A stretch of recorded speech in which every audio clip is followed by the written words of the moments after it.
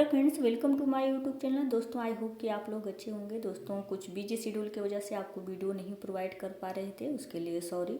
आज हम बात करेंगे इलाहाबाद हाई कोर्ट में केस अपडेट के बारे में कि क्या अभी तक चल रहा है, क्या क्या इम्प्रूवमेंट हुई है आपके केस में, कितना केस अपडेट है आपके स्टूडेंट के पक्ष में जा सकता है जो सेलेक्टेड हैं और जो नॉन सेलेक्टेड हैं। आप एक केस अपडेट दे सकते हैं, कोर्ट नंबर वगैरह है, जाके आप खुद ऑफिशियल वेबसाइट पर चेक कर सकते हैं कि अभी तक कितनी इम्प्रूवमेंट हुई है केसेस में और क्या क्या डिसीजन आए हैं कोर्ट के।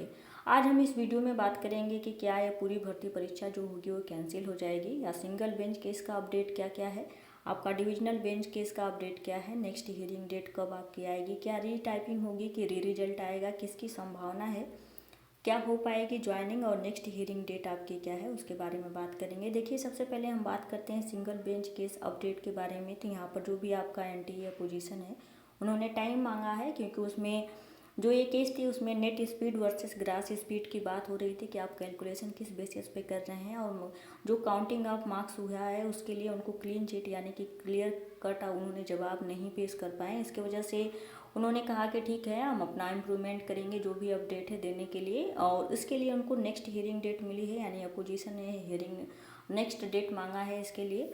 तो ये आपका सिंगल बेंच केस का अपडेट था। अगर डबल बेंच केस की बात, यानी कि जो आपकी स्पेशल केस, इसका भी आप केस अपडेट चेक कर सकते हैं। इसमें भी जो एनटीए ने पार्सली इन्वॉल्व किया था अपडेट को, यानी कि टाइपिंग किसके बेस पे हुई थी उसके बारे में ये बात थी।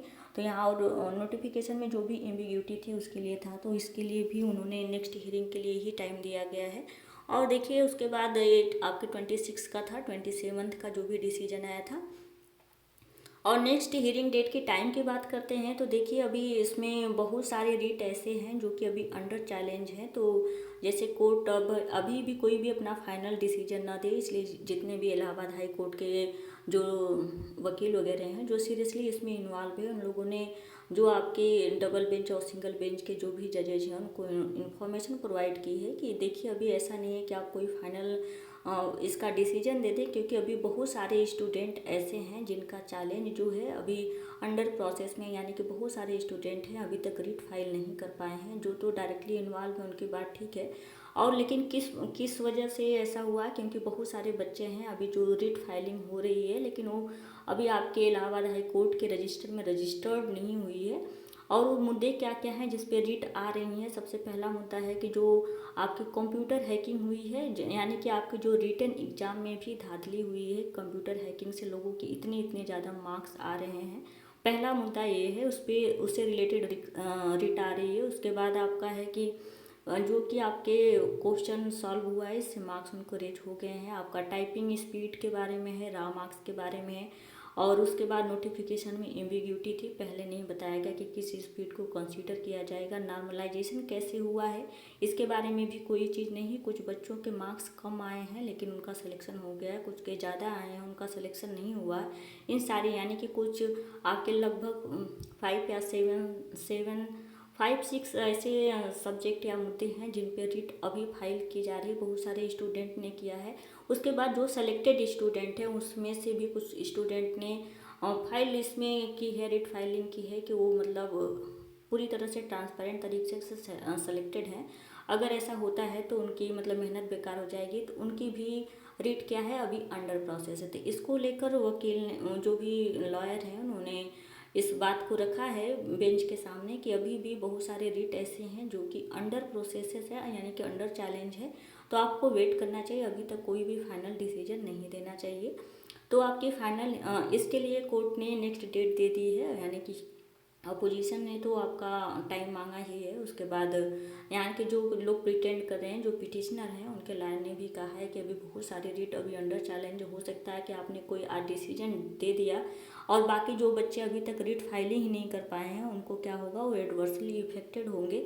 इस वजह से जितने भी रिट अभी आने, हो सकता है कि कुछ की रिट रजिस्टर्ड हो जाएं जल्दी ही, तो उनको क्या किया जाएगा, उनका कलेक्टिवली सुनवाई किया जाएगा ताकि कोर्ट का भी टाइम सेव हो और सबके पक्ष में एक कलेक्टिव डिसीजन आए।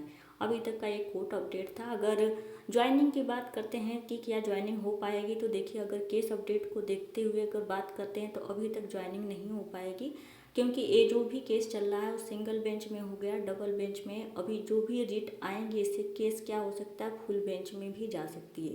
यानी कि आपके 3 4 या 5 जजेस की बेंच में यानी फुल बेंच में केस लड़ी जाएगी। इसका डिसीजन 5 को भी 5 मई को भी हियरिंग होगी और 10 मई को भी हियरिंग होगी और 12 मई को भी हियरिंग होने वाली है। इसकी डेट पड़ चुकी है अभी, लेकिन उसको अपडेट नहीं किया गया। लेकिन 5 मई को जो भी आर्डर आया 27th वाला, यानी कि जो अंडर प्रोसेसिंग चैलेंज की बात की गई है उसके लिए आपका 5 मई है। लेकिन डिविजनल बेंच की केस जो है 10 मई को आएगा। और जो भी चीज़ें अगर हो पाती है तो ठीक है ना, 12 मई को आपका लगभग फाइनल डिसीजन हो सकता है। अगर और भी केसेस आती है तो ये केस पूरी तरह से फुल बेंच में जा सकती है अगर नेक्स्ट हियरिंग डेट पड़ती है तो। और उसके बाद फुल बेंच में अगर ये केस चली जाएगी तो आपकी जो भी ज्वाइनिंग हो रही है उसमें देरी होगी, अभी भी आपकी ज्वाइनिंग नहीं हो पाएगी। अगर अनऑफिशियली बात करते हैं तो देखिए इलाहाबाद हाई कोर्ट में ज्वाइनिंग की तैयारी, मतलब ज्वाइनिंग लेटर की बात करते हैं तो अनऑफिशियल न्यूज है कि लास्ट मई तक ज्वाइनिंग हो सकती है, यानी कि ज्वाइनिंग लेटर कैंडिडेट को मिल सकता है मई लास्ट में। लेकिन ज्वाइनिंग लेटर मिलने के बाद भी फिर से स्टे लग सकता है, क्योंकि केस क्या है पूरी तरह से फुल बेंच में जा सकती है।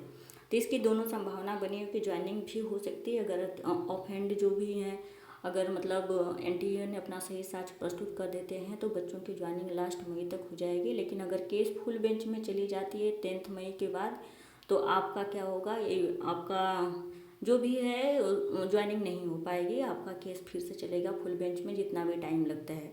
उसके बाद अगर एपीएस और अदर जो भी पोस्ट भर्ती जो भी बची हैं, यानी कि जो 6 पोस्ट थी उसके रिजल्ट की बात करते हैं तो जब तक आरओ एआरओ की केस में क्लीन चिट नहीं मिल जाता तब तक इसका रिजल्ट नहीं निकाला जा सकता है।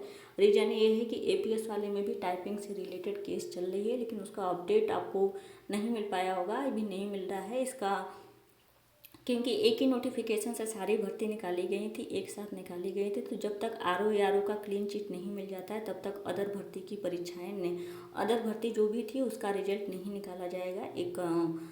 ऐसा एक मतलब न्यूज है कि मतलब जब तक आरओ एआरओ का क्लीन चिट नहीं मिल जाता तब तक एपीएस वाले को भी रिजल्ट नहीं आएगा, क्योंकि रिजल्ट आने के बाद उसमें भी इस तरह के केसेस आएंगे और उससे भी रिलेटेड क्या होगा वो भी कोर्ट केस में, वो भी जो भी आपका रिजल्ट आएगा वो भी कोर्ट केस में चला जाएगा।